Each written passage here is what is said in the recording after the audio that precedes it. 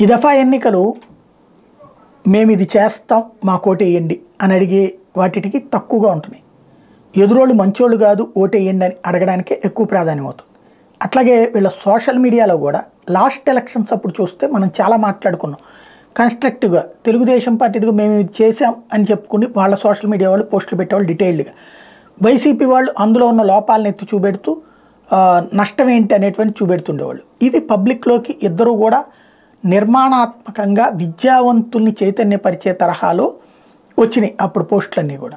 ఇప్పుడు ఈ దఫా అట్లా కాదు, మీమ్స్ పేజెస్ అని ప్రారంభమై వ్యక్తిత్వ హననం. ఫర్ ఎగ్జాంపుల్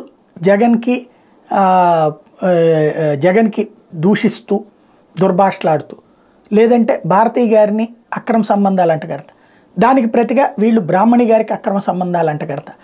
అట్లాగే ఇక రకరకాల పేర్లు దారుణాతి దారుణంగా. వాస్తవంగా ఇది నడుపుతున్నటువంటి పార్టీలకు తెలియదా?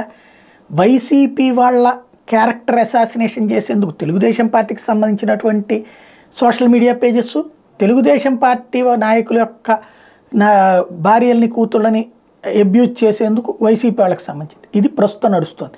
దీనివల్ల ఒరిగేదేమో తెలియదు కానీ వాళ్ళ నాయక గణాలకి వాళ్ళ వ్యవహారాలే చులకన చేసుకుంటున్నారు.